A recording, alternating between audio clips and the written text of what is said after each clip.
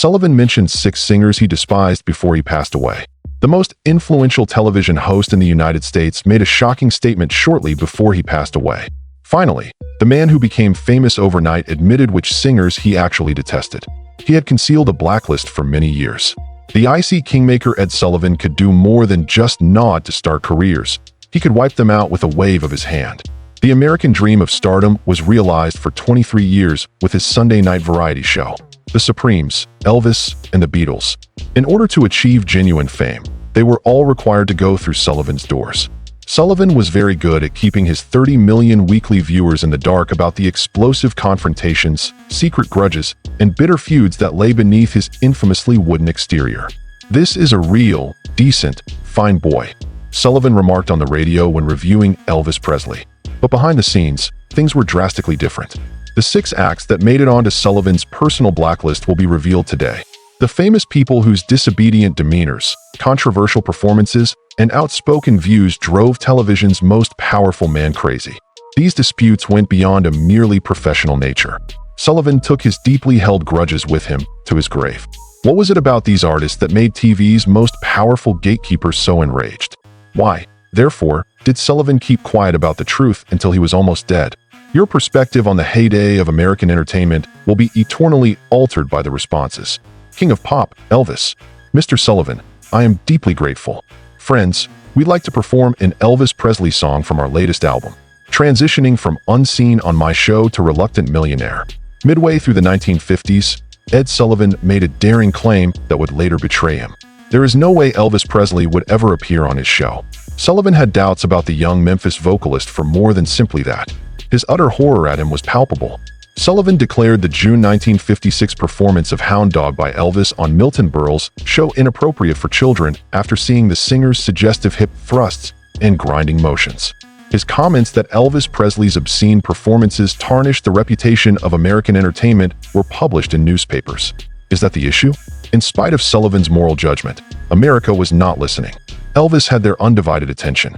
In July 1956, Elvis made an appearance on Steve Allen's show, which resulted in enormous ratings that overshadowed Sullivan's for the evening. An unexpectedly high price tag was attached to Sullivan's ethical stance. A harsh truth was presented to him by his producer, Marlo Lewis. "No way, Ed, we're going to have to let Elvis perform here." This presented an insurmountable obstacle for a man whose obsession was with prevailing in the ratings race. Would he be better off swallowing his pride and booking an act he personally felt disgusting, or sticking to his moral position and seeing his viewership fall? Earnings achieved. Sullivan gave Elvis the most sum ever paid to a performer on the show at the time, $50,000, for 3 appearances, which was a shocking turn of events. Sullivan was unable to refrain from imposing his will even when in a state of submission. He was adamant that, during Elvis's more energetic songs, the cameras would only capture his waist and above. Under his supervision, no hip gyrations would ever grace American living rooms. On September 9, 1956, an unprecedented 60 million people saw Elvis's debut. 82.6% of people who watch TV. Sullivan was hurt in a vehicle accident and couldn't even make it to this momentous broadcast. Instead of Sullivan, Elvis may have avoided the notorious cold shoulder from the legendary actor Charles Laughton, who hosted the show. By January 1957, during Elvis's 3rd visit, Sullivan appeared to have grown slightly fond of the budding star. In an unexpected move following Presley's last song, Sullivan told the crowd, "This is a real, decent, fine boy." However, Sullivan's true feelings remained unchanged behind the scenes. Elvis was something he had to put up with despite his abhorrence of him. He saw him as a ratings machine. Even in one-on-one chats with colleagues and co-workers, Sullivan maintained his contempt for Elvis's sense of style, his impact on young people, and the decline of entertainment standards in his opinion. There was a price to pay for the ratings boost, Sullivan's pride. Being compelled to embrace someone he deeply disliked was a crushing defeat for a man used to controlling America's entertainment preferences. Sullivan never forgave Elvis because he had shown the limits of Sullivan's cultural dominance and challenged it. Another early rock pioneer would confront television's most prominent host in a far more direct confrontation if Elvis were to use his stardom to push his way onto Sullivan's stage. Oh my goodness, we're now dealing with Buddy Holly's bugs. Guy Holly, the confrontation over Oh my goodness. Buddy Holly, a 21-year-old with a distinctive hiccuping vocal style, thick-rimmed glasses and genre-defining singles like Peggy Sue and That'll Be the Day, was swiftly rising to stardom by January 1958. Holly embodied the youthful, pioneering essence of early rock. When the Ed Sullivan Show asked him and the Crickets to play, it was supposed to be a watershed event in my career. The relationship between the young rocker and television's most influential tastemaker would be permanently damaged as a result of the battle that ensued. Rehearsals were when the problem started. Oh Boy, Holly and the Crickets' newest single, is in the works for a performance. Teenagers all throughout the United States were dancing in their bedrooms to this energetic rock song. Sullivan, on the other hand, had an instant problem with the song because of the sexually explicit lyrics. I can't tell you how much you've been missing out on when it comes to my love and kisses. These lines became too much for Sullivan, a devout Catholic who was anxious about keeping his show's reputation as family-friendly. He insisted Holly choose an alternative, less sexually suggestive song from their catalog to replace Oh Boy. Holly's reaction taken Sullivan's employees by surprise. I informed your staff of the song selections we would be performing. We're involved with Oh Boy. The idea of a young talent going up against Sullivan head-on was practically unprecedented. A lot of musicians, particularly those just starting out, would give in to the host's requests without thinking twice because it would mean missing out on that kind of national exposure. However, Buddy Holly was not like other performers. Representing himself and his music with the unassuming self-assurance, he refused to back down. Because Sullivan was used to having all say over his program, he was irate. Witnesses said he became even more stern and his manner became icy. The atmosphere behind the scenes was electric from that point on. Sullivan became cold toward Holly as the show's premiere date drew near. Despite many corrections, he continued to call Holly Buddy Holly during rehearsals. He probably delivered the Crickets the most flat, uninterested introduction the show has ever had when he introduced them on air. Even more vengefully, Sullivan allegedly had his sound engineers turn down Holly's microphone volume while she was performing, in an attempt to ruin the song he had previously tried to stop. On January 26, 1958, Holly nevertheless managed to pull off a lively performance of Oh Boy, despite all the challenges. He captivated the studio crowd and viewers at home with his charm and the contagious energy of the song, even though technical issues hindered him. Sullivan ended the insult with a weak handshake and a dismissal after the performance. It was surprising that a performer of Holly's caliber was not invited back. Though in hindsight the dispute appears insignificant, in 1958 it was equivalent to jeopardizing one's entire career for daring to cross Ed Sullivan.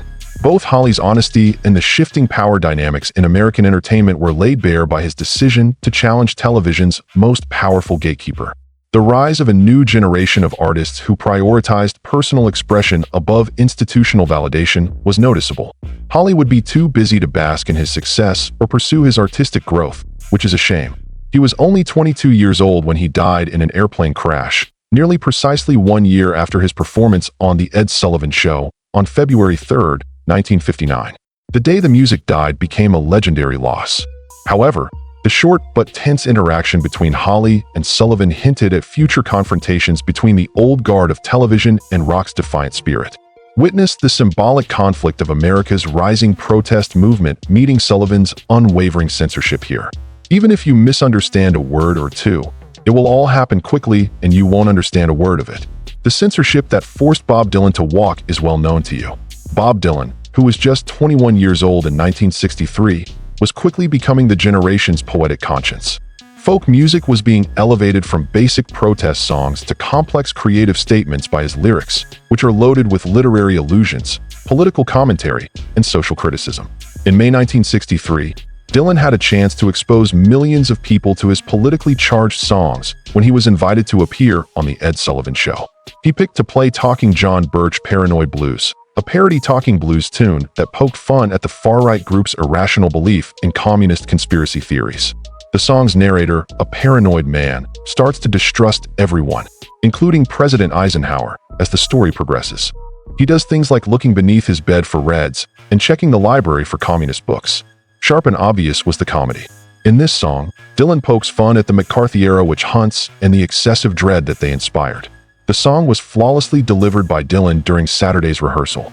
Reportedly, Ed Sullivan personally approved of the performance, finding the creative lyrics humorous. It looked like Sunday's broadcast was all ready. Executives from CBS then intervened. A lawyer representing the network came up to Dylan and gave him an ultimatum in the hours leading up to the live broadcast. Alter the words or pick a new tune totally. This wasn't an aesthetic issue, it was a legal one. Despite the song's obvious satire, they were afraid the real John Birch Society may sue them for defamation. This was a basic problem with artistic integrity, according to Dylan. All the song was trying to do was make a political statement. Substituting a different song or watering it down would defeat the purpose of his appearance, which was why he had agreed to do it. He gave a quick and clear answer. "I will not be performing on the show if I am unable to play my song." Just like that, Dylan stormed out of the studio, abandoning the most popular platform on television and the potential audience of millions. The press and music industry were quick to report Dylan's walkout. The event did more to strengthen his reputation as a fearless artist who would not compromise his message for financial benefit than to hurt his career. Amidst the growing civil rights movement and the intensifying American engagement in Vietnam, Dylan's stance against censorship struck a chord with a young culture that was growing more suspicious of authority. Sullivan had a public relations dilemma and an uncomfortable gap in the program when Dylan left. The show issued a statement downplaying censorship and instead calling the incident a mistake, but many weren't satisfied. Sullivan supposedly privately regretted the network's interference, but he never publicly blasted CBS for their choice. The conflict brought to light the growing chasm between the politically active, boundary-pushing artists of the 1960s and the conservative gatekeepers of television. Dylan was more than just another performer looking for fame. Network television was not equipped to handle his use of music as a platform for social criticism and political dissension. Recognizing Dylan's significance to American music, Sullivan would subsequently convey regret for the incident. Still, harm had been done. The attempt at censorship became an early chapter in Dylan's legacy as an artist who prioritized truth above popularity, and he never made an appearance on The Ed Sullivan Show. Other musicians pushed limits in other ways than Dylan, who engaged in political substance in his dispute with Sullivan. One such artist was a soul singer whose explosive energy completely shook Sullivan's ideas of what was considered suitable entertainment. No way. James Brown was Sullivan's America's idea of a hot mess. James Brown typified the unbridled soul of American entertainment, while Ed Sullivan represented its controlled and sanitized face. Brown, widely recognized as the industry's hardest worker, often gave performances that were so intense they seemed like a holy experience. Brown turned venues into arenas of emotional release as he dropped to his knees, screamed with gospel zeal, and executed dance movements of incredible agility, all while drenched in perspiration. No, his performances were more than that. A combination of anguish, joy, and rebellion. These exorcisms were full body and spirit. Sullivan, who placed a premium on decorum, regularity, and restraint, saw in Brown's explosive performance style the embodiment of all that was unsettling about the transformation of American entertainment throughout the 1960s. Sullivan never shied away from having black performers on his show, although he did seem to favor those with a more composed and controlled performance style. White middle-class audiences were comforted rather than challenged by artists such as Lena Horne, Nat King Cole, and the Supremes, whose sophisticated performances. James Brown stood out. Sullivan was obviously uneasy around his unfiltered emotional intensity, unabashedly black musical vocabulary, and electric physicality. Reportedly, backstage, Sullivan voiced his concern that Brown's performance elements, her exuberant dancing and emotionally driven delivery, might be too violent or sexually charged for white viewers. The producers of The Sullivan Show tried to control Brown's performing style when he did make an appearance. They asked that he refrain from doing complete splits and other distinctive moves, keep his audience participation to a minimum, and soften the passion that initially made him famous. A weaker artist might have given a timid, unremarkable performance due to these limitations. James Brown's star power, however, was too great for Sullivan to control. A constrained James Brown exuded more life and spirit than the majority of performers when they were operating at maximum capacity. Even if viewers of Sullivan only caught a brief peek of Brown's actual strength, it was enough to leave a lasting impact. For a lot of white Americans, it was their initial encounter with the unfiltered emotional power of soul music. It was more than just Sullivan's taste that made him uneasy with Brown's performances. It showed how America was changing in terms of racial and cultural issues. Sullivan was torn between his conventional values and the apparent force of performers like Brown as the civil rights movement gained steam and black musicians refused to alter their cultural expression for white comfort. Sullivan never explicitly forbade Brown, but he did keep the lone figure in check by restricting his appearances and meticulously controlling his portrayal. It was a move that showed how much Sullivan knew about Brown's drawing power and how uneasy he was with what Brown stood for. Black American experience as it is, unfiltered and unconstrained by white preconceptions. While Sullivan's program provided Brown with great visibility, it also tried to rein in the revolutionary elements that had made him famous, which was a double-edged sword. Brown later admitted in interviews that these high-profile appearances were important, but she also pointed out that black rock artists faced different treatment than white rock groups. They were interested in the noise, but not the sensation. Brown made a comment regarding his TV appearances at one point. One is not possible without the other. Another group would challenge Sullivan in various ways as he battled to control James Brown's tremendous energy. From mutton-chop British intruders whose counterculture controversy would overshadow their initial charisma. From Sullivan's saviors to cultural enemies, the Beatles, in musical terms. Ladies and gentlemen, the Beatles. Ed Sullivan famously proclaimed them on February 9, 1964, and at that very moment, American culture turned on its head. As four young men from Liverpool performed 5 songs, they changed the course of music history in front of an audience of almost 73 million people, or around 34% of the American population. At first, Sullivan and the Beatles' relationship was a win-win. He was there in late 1963, as the band's crazed fans swarmed the airport in a scream at Heathrow Airport in London. Sullivan wasted no time booking the group because he saw they had star power. He offered $10,000 for 3 shows, a lot of money for an unknown American act, and the investment paid off handsomely. Their debut on Sullivan broke all kinds of watching records and started Beatlemania in the United States. Despite Sullivan's artificial smile, there were misgivings about the Beatles, who at first seemed like a triumphant booking coup and ratings windfall. During rehearsals, he allegedly felt uneasy by their witty, irreverent humor and their shaggy haircuts. The screams of the adolescent girls made him think of the Elvis phenomenon, which he had accepted with reluctance some time ago. Nothing changed, though. When it came to ratings, the Beatles were unrivaled, and Sullivan exemplified the pragmatic showman. He kept quiet about his worries about their impact on young Americans as he tolerated their increasing power. As the Beatles progressed, the true conflict surfaced. From their early days as carefree mop tops singing "I Want to Hold Your Hand," to their more mature musical pursuits in psychedelia, Eastern mysticism, and biting social criticism, the group had come a long way by 1966. For Sullivan, a pious Catholic, John Lennon's obscene claim that the Beatles were more famous than Jesus was an outrage. Their countercultural ideas, experimental sounds, and drug references on 1967 Stern Pepper's Lonely Hearts Club Band and 1960 SIX's Revolver were at odds with Sullivan's traditional outlook.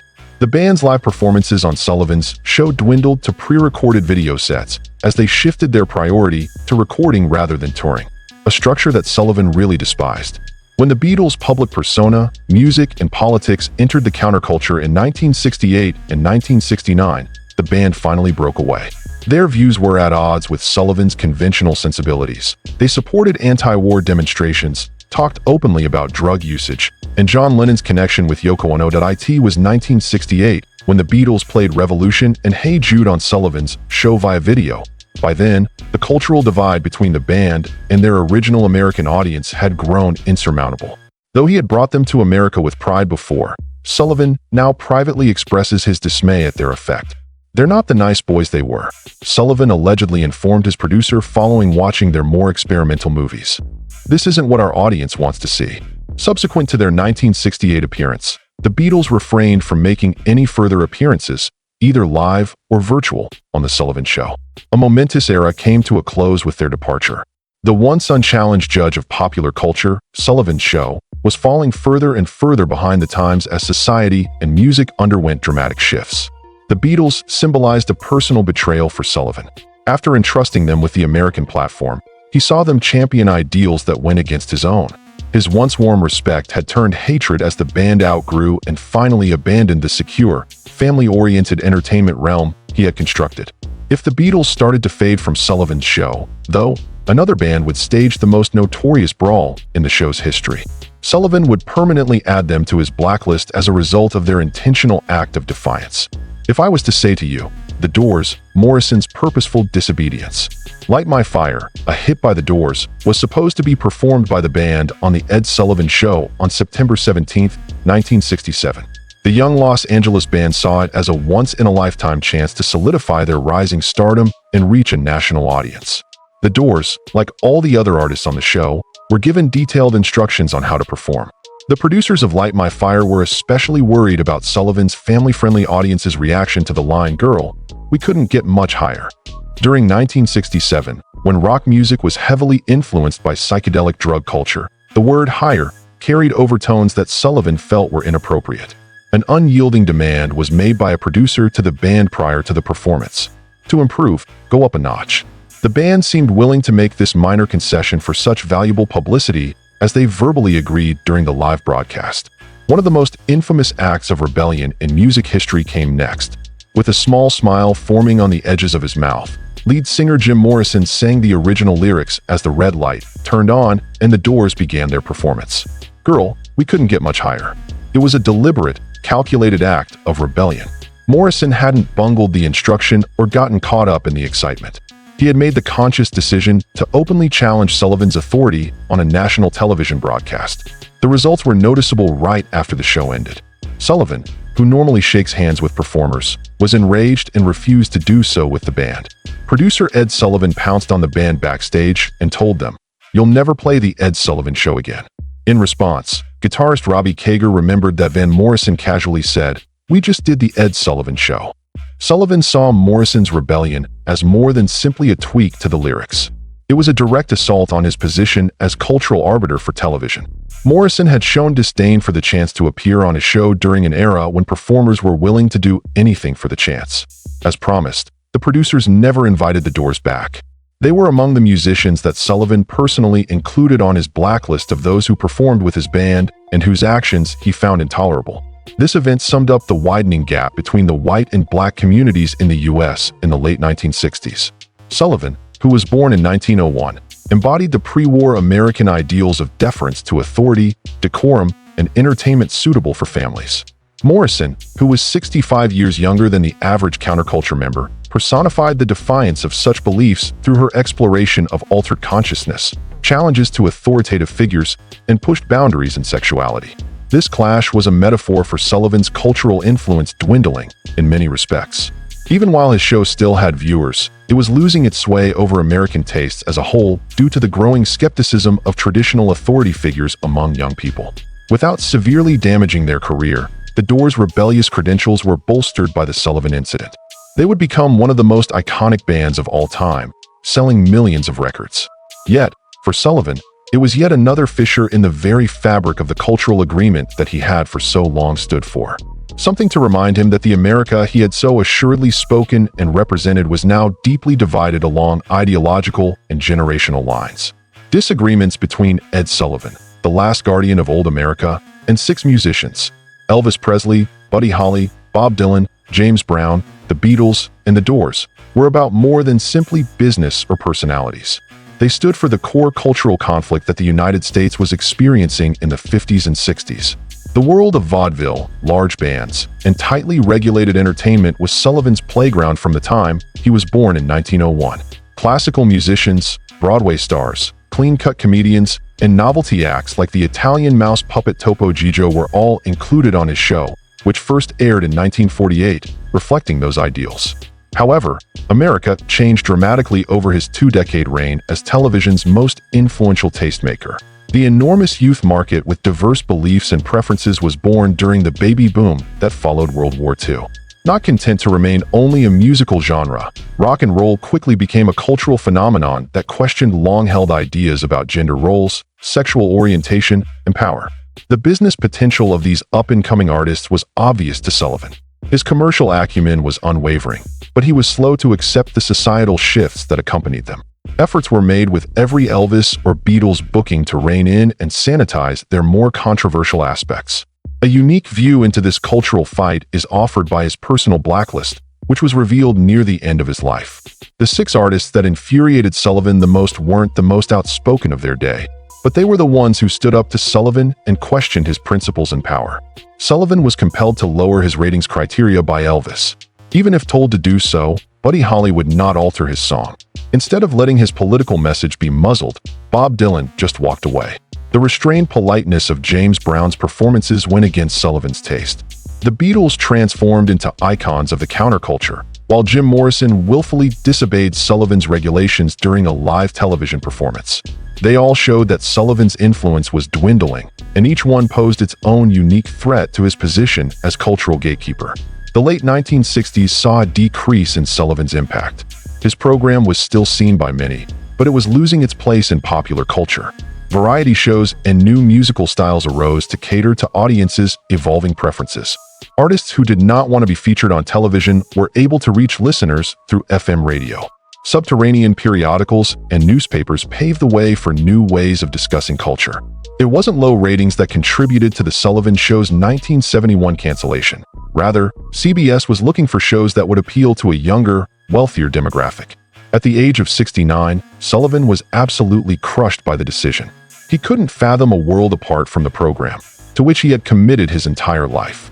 Reflecting on his legacy grew more important to Sullivan in his last years as he fought the esophageal cancer that would take his life in 1974. During this time, he allegedly revealed a rare peek of the real him, a list of singers he had disliked, a departure from the wooden persona he had kept up for decades. The blacklist that Sullivan compiled shows not only his taste, but also his place in American cultural history at that critical juncture. He was attempting to stem the flow of change that would make his variety show model irrelevant, despite having once defined mainstream entertainment. The highest form of irony, a legacy left by Sullivan without his knowledge. Those performers who Ed Sullivan despised and put on his own blacklist are today hailed as seminal personalities in the annals of American popular culture. This is the last bittersweet irony of Sullivan's career. Sullivan famously said Elvis would never be on his show, but now he is widely considered a major cultural influence of the 20th century. Despite his untimely demise, Buddy Holly is remembered as a trailblazing force in the development of rock and roll. It was in 2016 that Bob Dylan was bestowed the Nobel Prize in Literature. Many musicians look up to James Brown, who changed the face of many musical styles, as the godfather of soul. When it comes to the history of popular music, the Beatles are up there with the most renowned and consequential acts. And although the Doors were only there for a short while, they made a lasting impression on rock music. Sullivan, who took great satisfaction in his talent-spotting abilities, found himself at conflict with numerous influential musicians of his time. His reluctance to accept them shows how narrow his perspective is. A man with an innate ability to spot business opportunities, but a chronic inability to keep up with the rapid pace of creative and cultural change. Even if he was opposed, Sullivan is nevertheless rightfully praised for giving musicians like Elvis and the Beatles a stage. He did his part to bring revolutionary performers to the mainstream of American popular culture, but only with some reluctance or conditions. His disagreements with these artists were not without purpose. They brought to light the changes and tensions that were impacting American society around the middle of the 20th century. In a time before social media, streaming services, and cable TV divided viewers into innumerable subsets, Sullivan's show brought the country together. His show was, for better or worse, a rare example of how a single television broadcast could encapsulate American culture for tens of millions of people all at once. Shows like Sullivan's would become irrelevant due to the increasingly diversified and divided cultural world, which he despised. He was fighting for more than only his own beliefs when he fought against them. He was fighting for a united American culture that was dwindling away. Maybe that's why, looking back, his blacklist feels so significant. It stands as a symbol of the last resistance of an older America against the forces of transformation that would eventually win, as well as the resentment of a powerful man. Just 3 years after his show concluded, on October 13, 1974, Sullivan passed away. The very artists and cultural forces whose rise he had sought to limit continued unabated in his last years. A touching farewell to an impressive career. Looking back at clips from the Ed Sullivan Show, the performances that most unsettled Sullivan are now the ones that stand out the most. Elvis's barely restrained libido, the Beatles' carefree adolescence that would blossom into intricate creativity, and James Brown's unbridled emotional force. As a platform where the future of American culture manifested itself, occasionally in defiance of Sullivan's attempts to rein it in, Sullivan may have left an unintended but ultimately lasting impact. We appreciate you taking the time to view this analysis of the most heated musical feuds that Ed Sullivan ever had.